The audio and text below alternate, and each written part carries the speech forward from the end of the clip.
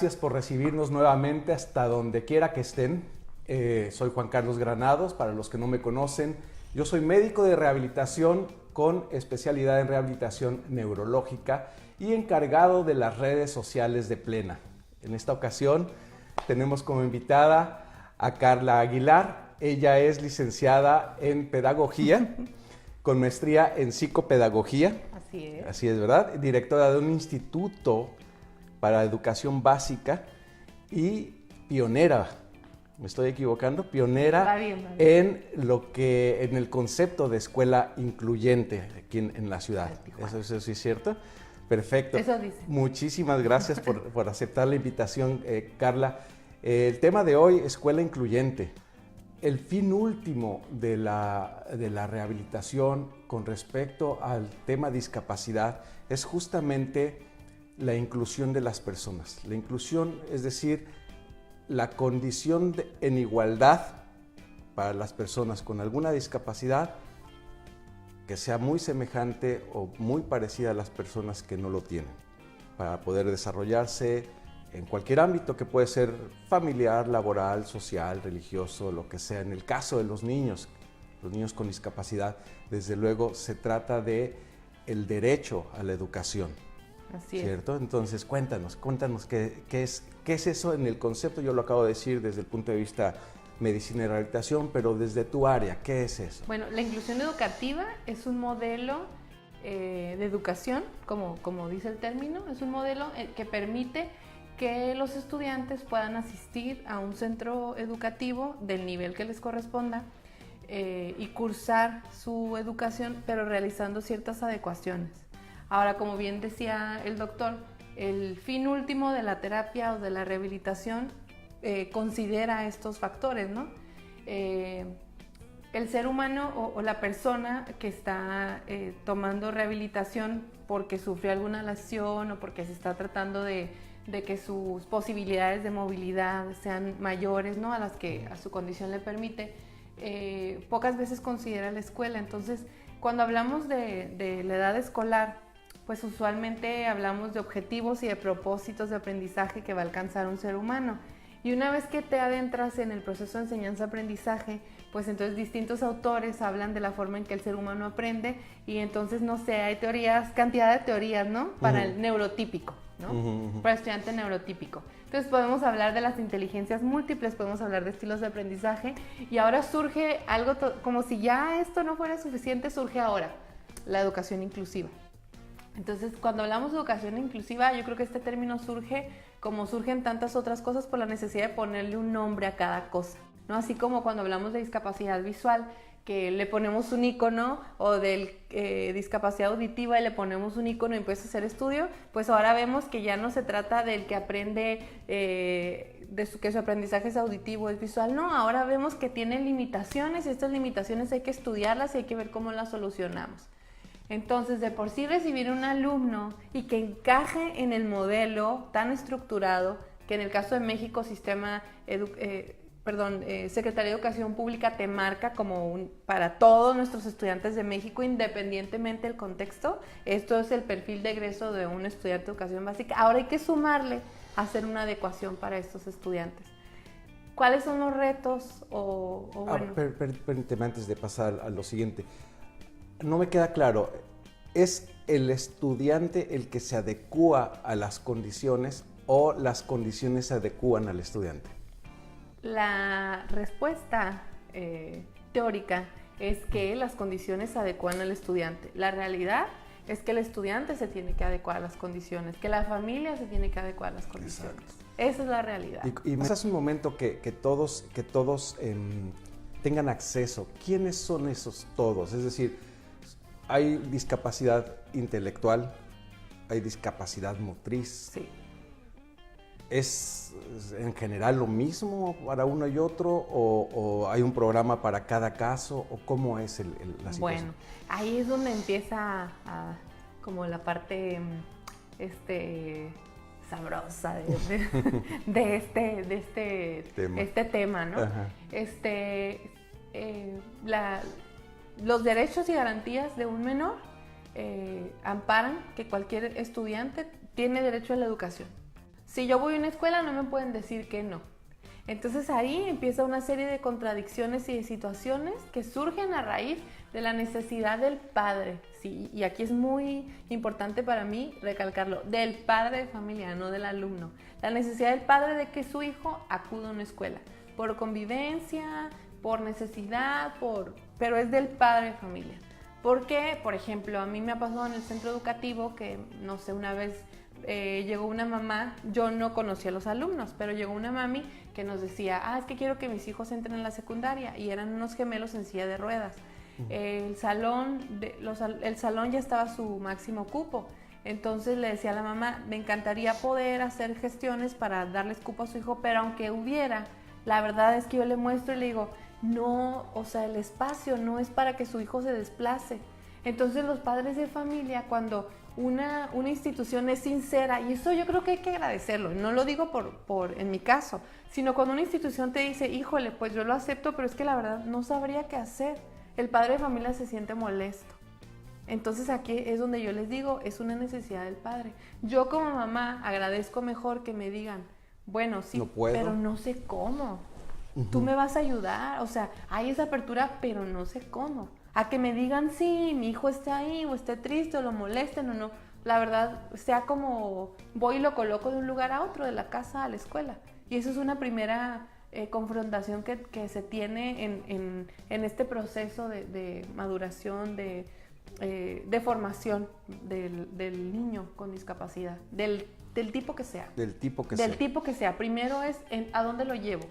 Y un padre con un hijo neurotípico, y cuando hablo neurotípico no es como por poner una etiqueta, es por referirme, porque no me gusta llamarlos normales, porque dentro de lo normal también tiene sus complicaciones. Entonces, hablando de una discapacidad que no esté comprometido neurológicamente en el aprendizaje, pues entonces nos referimos a alumnos como neurotípicos. Entonces, si de por sí el papá luego, esta escuela no me gusta porque esto no me gusta, este padre de familia no puede elegir esta escuela. De las que sí, ¿cuál? Primero es en cuáles sí, ¿no? ¿Y este concepto qué tan común está siendo en este momento? Así como en su tiempo fueron que la escuela de las inteligencias múltiples o el boom de la escuela bilingüe y pues uno buscaba la escuela donde aprendiera inglés, ahorita es donde aceptan al niño. Entonces, tristemente, está dando espacio para que muchas instituciones se promuevan como tal, reciben a los niños, pero con una serie de requisitos que la verdad pues no favorecen, ¿no?, la integración de los alumnos, o esta necesidad de los padres de familia de ver a sus hijos en contextos más regulares, ¿no? Exacto. Y hay una, digamos, legislación, hay algún tipo de manual. ¿Cómo conviertes una escuela, digámoslo así, como tú dices, no es correcto el término normal, pero una escuela que no es incluyente o una escuela regular, ¿cómo la conviertes en una escuela incluyente? Con ¿Qué mucha tienes voluntad que hacer? ¿Pero eso es solamente quererlo o hay que llenar unos requisitos, hay que inscribirse en un padrón? Eso es lo primero. Todas las escuelas debemos aceptar a los niños. Esencialmente todas las escuelas debieran ser incluyentes. Todas. Es más, ese término de inclusión ni debería de existir. Es que tú puedas llegar. Aquí la situación es que cuando se ve, o sea, se inicia, ahorita estamos regresando porque empiezan a ofertarse espacios para niños con discapacidad visual, de aprendizaje, y surgen los CAM, las escuelas de educación especial, en su tiempo fue ISCAL, y bueno, empezaron a aparecer un sinnúmero de instituciones en este esfuerzo por brindar espacios de aprendizaje y de convivencia para los alumnos. Entonces se hacen estas escuelas de educación regular, pero algunos niños avanzaban o por el contrario, pues como que no había un reto para ellos, ¿no? Porque eran niños incluso más comprometidos que ellos. Entonces primero se brindan esos espacios, pues las mamás dicen, ¿y luego qué sigue? Y tratan de buscarles escuelas regulares en donde se acepten al niño, y a veces pues la escuela hace alguna adecuación o algún maestro que está haciendo sus prácticas lo acompaña, y de ahí es como los inicios de los maestros sombra.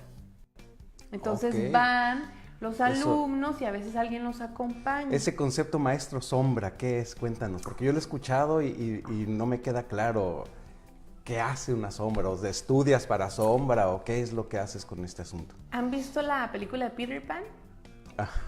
Bueno, Peter Pan tiene su sombra y sombra no se le despega. Sombra es parte de él. Ok. No es que hablemos de la sombra, bueno, ahí sí es una caricatura, pero no es la sombra de Peter Pan y la sombra, no decimos que la sombra me hizo. Hablamos de Peter Pan y la sombra lo sigue y pues se posiciona de acuerdo al momento del día, ¿no? Igualmente ese es el proceso de los alumnos.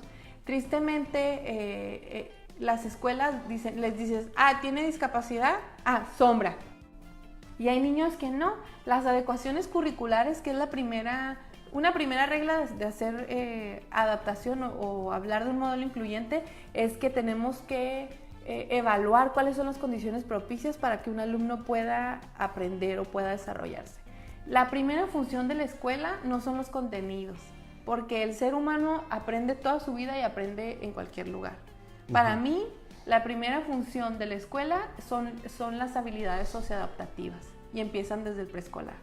Es que tú aprendas a convivir, que aprendas a respetar, a trabajar en equipo. Y yo creo que eso es una cosa durísima para los papás también, ¿no? Sí.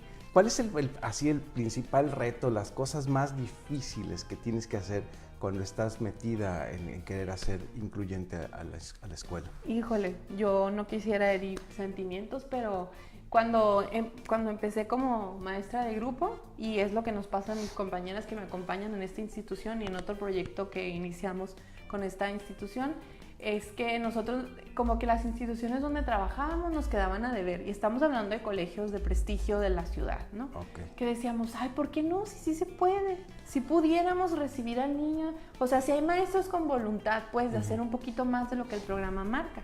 Entonces decíamos, bueno, vamos a hacer tal o cual cosa, pero luego te decían que no. Y ahora que estamos al frente del otro lado, que nos decimos sí y vamos a buscar cómo sí, te das cuenta que la parte más difícil de tu trabajo o de ese propósito que tú tienes no es el alumno, no es el terapeuta, no es la discapacidad en sí, es el padre de familia. ¿Por qué? Porque el padre de familia de por sí, digo, bueno, es que si somos papás, vamos a una fiesta, ¿no? Y estamos platicando. Ay, no, pues que María ya camina y tiene 8 meses. Ay, no, qué padre, pues la mía ya se sienta. Uy, no sabes, ya empezó a hablar. Y es como esa competencia interior como padres de familia que tenemos. Y eso estamos hablando de niños que en su proceso regular van llevando logros a lo mejor con unos meses de desfase. Ahora estos padres de familia que ni siquiera saben si su hijo va a lograr ser independiente y autosuficiente. Ya vamos a hablar, identificar, no saben si va a tener un día común. No sabe siquiera si su hijo va a terminar el día en la escuela o le van a hablar para que pase por él porque está teniendo una crisis, porque se sintió mal. Esos padres están en un duelo constante. Yo he identificado un fenómeno y así le puse yo, no sé si sea correcto, que le digo que no solamente está discapacitado neurológica o físicamente el alumno, surge una discapacidad emocional del padre de familia, porque para empezar, cuando tú te piensas que vas a tener un bebé, que te dices que vas a tener un hijo, lo dices, irá a tener los ojos del papá, híjole, con que no vaya a salir con mi nariz porque no me gusta, o que los ojos así, y tú empiezas a pensar una serie de características para tu hijo, pero dentro de todas las posibilidades no consideras una discapacidad. Dios no lo quiera, o híjole, ojalá con que venga sano, ¿no? Y cuando nace un niño con una discapacidad, algunos no se detectan al momento de nacimiento, surgen durante el desarrollo o son consecuencia de alguna enfermedad o accidente. Creo hay una estadística, si no me equivoco, el 70% de las discapacidades surgen a raíz de un accidente. De un accidente, ¿Sí, más o menos por ahí. Por eso, 3/4 partes de las discapacidades surgen a raíz de un accidente. Entonces, los padres no los consideramos. Entonces, primero hay que aceptar que mi hijo tiene eso. Y que el otro padre de familia te va a hablar en esa reunión de todos los logros. De por sí ya es cansado a veces, ¿no? Estar escuchando al papá presumiendo a su hijo. Pues una necesidad, es algo que como padre pues tienes esa necesidad de promover o de reconocimiento, ¿no? Claro. De tu labor. Ahora el otro padre de familia lo escucha y su hijo no solamente no lo hace, sino probablemente ni lo pueda hacer, ni tenga nada que decirle. Lo que él quisiera poder a veces platicar, es decir, ¿saben qué? Hoy mi hijo no le pegó a nadie. Hoy sí pudo comer. Hoy sí pudo comer. Hoy se vistió solo. Cuando los padres, el resto de los padres, pues damos por un hecho que lo puede hacer. Claro. El padre de familia busca esos espacios. ¿Y en dónde los encuentra? En padres con ese mismo duelo. ¿Y qué pasa? Ahora surge otro fenómeno más triste para mí. Digo, sí es una red de apoyo, pero luego hay una delgada línea. entre esa red de apoyo y esa codependencia con otros padres de familia. Y yo me imagino que si ustedes con los pacientes que tienen, si se hacen amigos del centro terapéutico, es como una necesidad de estar en la tragedia. Se crea una hermandad, desde luego. Sí. Pero sí hay no sé cómo decir, un sancochar la situación, dándole vuelta. Digo, aunque también está la otra parte, ¿no? La parte en donde hay una emoción por los alcances que se van logrando, que me imagino que también suceden. Sí, te sientes identificado, qué padre, ¿me entiendes? Es el lenguaje que hablamos, como los padres de familia cuando tu hijo juega fútbol, juega básquet, o pinta, o baila, que hacen como el grupito de amigos, ¿no? Claro. Y que entienden de qué se trata. Y, ay, ve y cómprale aquí, los tenis de acá. Ah, pues igual él, ay, y el terapeuta este y el otro, son porque tenemos afinidad, pero hay una línea muy delgada entre esta red de apoyo y esta codependencia. Y lo más triste todavía, cuando se hace este grupo, es el terapeuta que lo fomenta. Porque muchas veces hay terapeutas que tienen sus pacientes o hacen talleres. Entonces, el grupo de WhatsApp, no sé, hay mil formas de propiciarlo, ¿no? Incluso en una fotografía que se comenta y que de a poco, o en una publicación que no sé, del terapeuta o del líder de ese grupo que publica, y de ahí surge la oportunidad de intercambiar opiniones, emociones o experiencias. A lo mejor surge este grupito. Y el terapeuta también, pues... ¿Influye? Influye, sí. Entonces mantiene. ¿Por qué? Porque le conviene. Ok, ¿y cómo podría ser que esa situación y todas sus consecuencias se pudiera evitar o se pudiera disminuir el efecto sobre el aspecto escolar? Pues se requiere mucha educación emocional. De por sí el padre de familia cuando va a la escuela, digo, a mí como escuela la parte más difícil, o sea, estar frente a una institución educativa para mí es el padre de familia. Es un reto de que hay que tolerar el humor de pronto, las faltas de respeto. Digo, ahora vemos en redes sociales mucho chiste, ¿no? De que, no sé, hace 20 años que el maestro le da la queja al papá, sí, claro. Y el papá regaña al niño, y ahora es el niño quejándose con el papá de que me dijo, y el papá va a regañar al maestro. Claro. Entonces eso en un día a día, pero ahora cuando regresando al tema de la parte de la inclusión, tú recibes a un niño con tal o cual situación. Por ejemplo, hoy, un padre de familia que estaba solicitando información, un espacio para su hijo. Entonces me decía, no, es que necesito, o sea, el padre de familia de un hijo que tiene una discapacidad es un padre de familia igual que todos, que trabaja, que tiene un horario regular, que a veces no tiene quien lo cuide, que a veces es una mamá sola.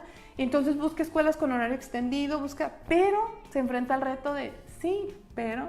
Además. Ajá, y que cuesta. Tener un hijo con cualquier discapacidad cuesta. Yo creo que 3 o 4 veces más que un hijo de educación regular o neurotípico. Entonces este padre de familia, si requiere una sombra, como les decía, el PIRPA no se separa. Entonces la sombra es una persona que tiene que estar permanentemente acompañando a ese niño. ¿Qué hace la sombra? La sombra, por ejemplo, depende del diagnóstico. Hay niños que son muy conductuales, que se requiere la sombra para que contenga, para que en el momento de que identifique, que tenga sensibilidad para identificar cuando el niño está a punto de entrar en una crisis y resulta peligroso para el resto del grupo. ¿Como por ejemplo? Pues no es exclusivo de un diagnóstico o condición. No digamos que el niño con autismo es niño con pues tiene más tendencia. No, de pronto estos niños, pues imagínense que no se puede. ¿Cómo se sienten ustedes? Vayan a un país en donde no pueden comunicarse. Digo, si no dominan el inglés y quieren hablar con alguien y ustedes son así súper platicadores y de pronto van a una reunión y no pueden hablar, ¿cómo se sienten? Imagínense, es el niño que todo el tiempo está en esa desventaja, que aunque no hable y aunque no se comunique tanto con nosotros, no quiere decir que no esté consciente del entorno. Entonces de pronto él ve que todos están haciendo sus operaciones y él ni siquiera sabe cómo agarrar el cuaderno y quisiera participar dentro de él, pero todo esto lo piensa él solo dentro de él y hace todo su proceso de revisión y de autoevaluación solito con sus herramientas. que de por sí ya son limitadas por una serie de condiciones neurológicas que él no puede controlar, además lo ven o lo dejan de ver y no se siente parte del entorno. Entonces, ¿qué pasa? Que de pronto, de la nada, dice, no estaba haciendo nada en ese momento, pero tú no sabes cuánto tiempo atrás o qué sucedió durante el trayecto, que cuando llegó ahí hubo una cosa, el vaso que se cayó o ese sonido le recordó algo y detonó. Entonces, se necesita una persona que esté ahí para poderlo contener y apoyar, o sacarlo en un momento para que cambiarle un poco el entorno y que tome aire y se pueda reintegrar. Claro. Este es en el caso de los niños que son muy conductuales. Luego también están otros niños que requieren un poco más de acompañamiento para llevar el proceso de la actividad. Entonces, la finalidad de la sombra es que apoye. El profesor de por sí, ya tener más de 3 niños pierde la atención, ¿no? Aunque no haya no esté comprometido de ninguna forma. Entonces, ahí el profesor decir, agarro a este niño o atiendo al otro. Y si es constante, pues se compromete el proceso o los objetivos de aprendizaje marcado para ese grupo que tiene un perfil de ingreso y de egreso, ¿no? Que ha cumplido, que ha cumplido. Claro. Entonces, esta persona lo acompaña. Entonces, aquí surge otra situación que busque. No puede ser un familiar, aquí sí es importante. La sombra no puede ser un familiar. Entendí que probablemente la mamá podría No se puede, no, imagínate. ¿Y eso qué? ¿Eso se contrata por la escuela? ¿Eso lo consigue el papá tiene que contratar. Hay escuelas, estoy entendiendo que hay escuelas que están adiestran. surgiendo muchos diplomados para sombra, se está comercializando mucho. Es una buena oportunidad, por ejemplo, lo he visto, para los alumnos de psicología, para los alumnos de educación que van a estar en el ambiente, que se den la oportunidad, si van a liberar prácticas profesionales, de acudir, pero sí requieren una asesoría. Además, la escuela debe tener un departamento de psicopedagogía que de alguna manera le dé norte a esas sombras y lleve un registro. Le diga, haya un reglamento dentro de ¿por qué? Porque primera cosa, por ejemplo, con nosotros, la sombra no se puede comunicar durante su tiempo con el padre de familia. La sombra acompaña al niño, pero no va y le da información a menos que el terapeuta lleve una evaluación y se da una copia para la escuela. ¿Por qué veo, y de alguna manera estoy de acuerdo, que las escuelas se están negando a recibir niños así? Porque te expones. Exacto, y es mucha responsabilidad de parte de todos, estoy entendiéndolo. Sí, o sea, no solamente la responsabilidad de atender a ese niño que no puede controlar sus impulsos y que te va a retar si los lugares a veces son lo más seguro, pero él mismo se pone en riesgo porque no tiene conciencia, es la primera cosa. La segunda, llevas una sombra que no tiene suficiente criterio, que es un estudiante que no está preparado, pero cumple con el requisito de llevar una sombra.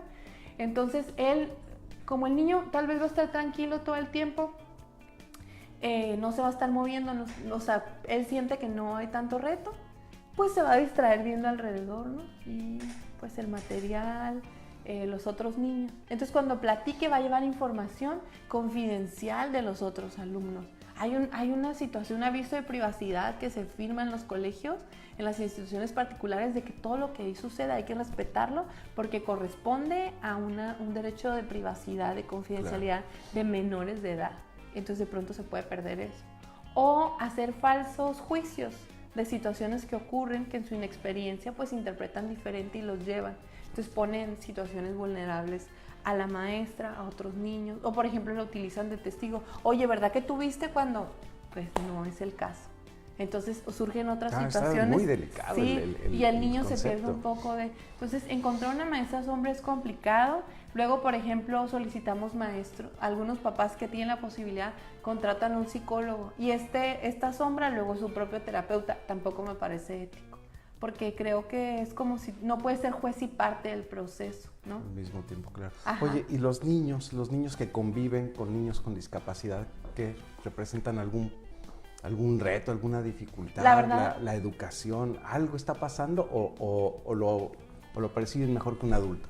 Mientras que el padre de familia no influya, no haga comentarios o juicios. ¿El padre de familia del niño con discapacidad o del niño? No, el propio padre. Tú como padre no le digas está enfermito, porque no está enfermito. Claro. No se cura. La discapacidad no se cura, es una condición. Es que tu compañero tiene una condición, esa es la primera cosa que tenemos que decir. Oye, es que ese niño pega mucho y se quita los zapatos. Cuando le empieza a platicar de un niño, la invitación que yo le hago es pregúntale, oye, pero ese niño ¿no le pasa algo? Sus hijos entienden. No tiene que decirle el término completo, o no tiene una discapacidad. Te van a decir, Sí, yo creo que sí, porque, y ellos te dicen, si se dan cuenta, son sensibles los niños.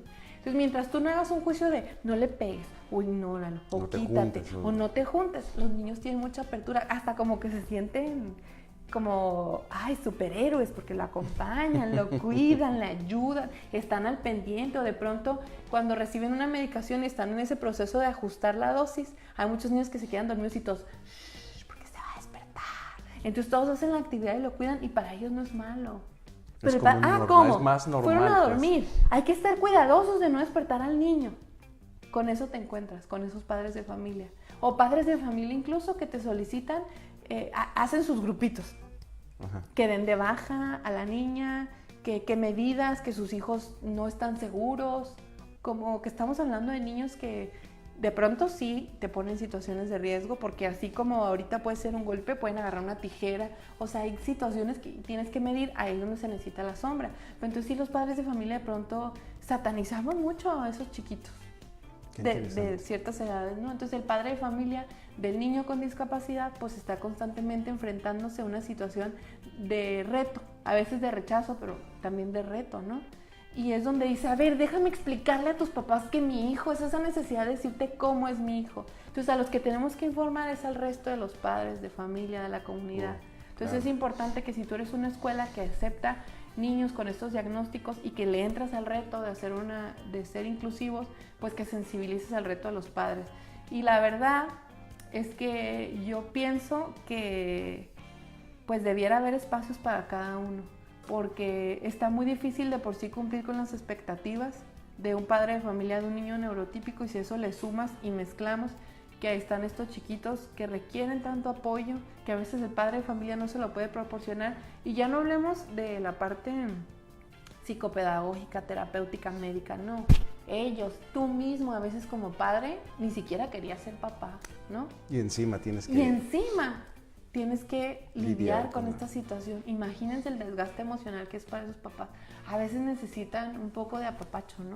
Claro, claro. Es lo que siempre he estado insistiendo en la red. O sea, el cuidar al cuidador, que en este caso siempre va a ser el papá. Bueno, no siempre, pero vamos, en la gran mayoría de los casos no es como en el adulto, ¿no? Que puede ser un cuidador contratado. En el caso de los niños yo entiendo que la gran mayoría de los cuidadores primarios son los papás, ¿no? Y empezamos el comentario que dice, no, ay, ya, cuando menos pienses ya va a estar grande. Ese papá ni siquiera lo puede pensar porque su hijo tal vez nunca va a poder estar solo sin supervisión. Claro. Y ahora que lo mencionas, el objetivo en general, digo, yo llevo a mi hijo a la escuela, el objetivo es que alcance cierto aprendizaje, se gradúa y pasa, no sé, primaria y pasa a secundaria, por ejemplo, ¿no? ¿En ellos qué? ¿Es el mismo objetivo o eso cambia? ¿O esperas que logre otras cosas? Bueno, de acuerdo al diagnóstico, son los objetivos que le planteamos al padre de familia. Por ejemplo, no es un ejemplo. La primera cosa que yo le digo al padre de familia es que si él espera que su hijo logre estar en el promedio, no. Que mi primer objetivo como institución que recibe a su hijo es fortalecer sus habilidades socioadaptativas y regreso a eso de verdad. Es porque tiene que lidiar con la parte de hacerse responsable de sus actos, de dejarse de ver él mismo como, porque aunque no hable o aunque esté muy comprometido para hacer esta evaluación que hacen los niños de a ver qué hiciste, tuvo la culpa, tú lo provocaste, te lo merecías, ¿qué puedes hacer? Aunque él no tenga esa capacidad de hacerlo, de expresarlo, de alguna manera está consciente, ¿no? de que hizo mal. Pero claro. Vente para acá, o sea, hay un estímulo-respuesta. Entonces le decimos, aunque eso no vaya a ocurrir, lo principal es que él aprenda a respetar espacios, a identificar rutinas, o sea, a ser esencialmente a integrarse. Con... Y dejemos de lado todos los contenidos. Pero el papá es que no le ponen tarea, es que ve los cuadernos en blanco, es que el objetivo hoy no fue es el aprendizaje como tal de, como tú lo mencionas, del el contenido, sino justamente aprender a convivir. Y hay que diseñar un programa específico. Aquí si las escuelas cuentan con un departamento de psicopedagogía, pueden enlazar ambas partes, pero también está la otra parte de que los docentes son docentes de grupo. no tienen por qué estar capacitados para trabajar con esos niños. O sea, no es que no tengan, no están obligados, no hay una normatividad que dice que tu docente, y debes de por si te llega uno. Aquí el propio profesor se preocupa y se pone a estudiar, y a veces la escuela, si bien les va, les brinda herramientas, si no, no. El profesor hace lo que puede con lo que tiene. Pero aparte a eso, si este niño tiene la fortuna de ser atendido por un terapeuta, el terapeuta se enfoca en su parte terapéutica, psicológica, y deja por un lado la parte académica. Luego surgen estos grupos inclusivos, en donde reciben a niños con diagnóstico, y lo único que hacen es trabajar lo conductual, pero dejan de lado lo académico. Entonces dice la psicóloga, ya está listo, ya en un mes te lo puedes llevar al preescolar, ya, no me hace berrinche, sigue instrucciones, ya se sienta, manos quietas, ya logré todo, ya se va a la escuela. ¿Y se va a la escuela? Entonces el niño entra en la rutina, el uniforme, la mochila, te sientas, te paras, sigue el otro maestro. No se preparó para eso. Porque el psicólogo es eso, es un terapeuta, necesita tener ese trabajo multidisciplinario en equipo. Esos grupos deben de estar dentro de una escuela regular, y debe haber un maestro que de alguna forma haga el enlace, un psicólogo, hay muy poquitos la verdad, yo creo que conoceré 2, y son jóvenes, no son personas ya que son muy jóvenes, que han sido maestros de grupo en educación básica o han trabajado en algo de educación básica, y pues su formación es terapéutica. Entonces entienden ambos procesos. El lenguaje de ambos campos. Claro, cuando el psicólogo está peleado con esta parte académica, difícilmente va a lograr un impacto, el impacto que busca. Y cuando este niño se integra al modelo pues escolarizado, eso es, militarizado para ellos. Para ellos, claro. Pues se enfrenta a mucha frustración y hay una regresión. Entonces el papá dice, ¿qué pasó?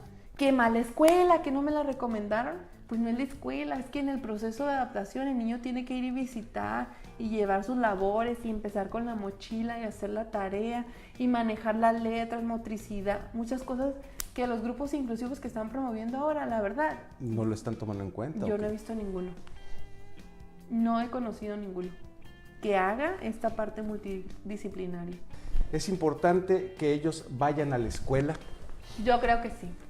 En la medida de lo posible, sí, porque, por ejemplo, los niños de educación especial que van a una escuela una escuela de educación especial, pues se ven como con sus iguales de pronto, y hasta sus desiguales, porque habrá niños que son débiles visuales y pues los juntan como por edad, no sé cómo hacen esta organización muy bien, la verdad, pero más o menos como por edad o de acuerdo al diagnóstico. Pero cuando van a una escuela regular, en donde de por sí ya, aunque sean de la edad, hay cierta diferencia, para ellos es un reto y a lo mejor hasta ni va a ser tan provechoso en lo académico, pero es como cuando lo llevas una piñata, ¿no? Que es eso, como un día de fiesta, como de convivir, como de respetar, como es algo diferente. Sí es importante, y regreso, porque fortalece tus habilidades socioadaptativas.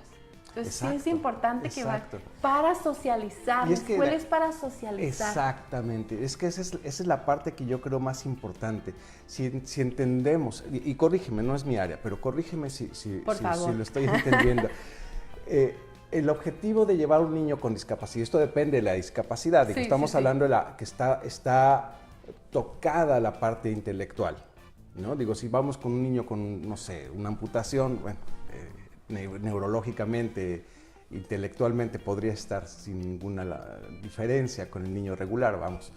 Pero si tienes un niño, no sé, parálisis cerebral, síndrome de Down, alguna lesión o alguna condición que afecta a la parte intelectual, realmente el objetivo no es el contenido, como bien decías, sino el aprender a convivir, el integrarse, el saber que hay límites. No es lo mismo la casa que la calle, no es lo mismo mis papás que eventualmente podrían tolerar todo lo que soy o todo lo que hago Y no es lo mismo ese espacio en donde no está tu mamá y tu papá que te van a rescatar, en donde está el niño con el que sientes ese algo que no sabes cómo se llama, o sea, esa afinidad, pero que sientes eso como no me siento seguro, te sacan de tu zona de confort.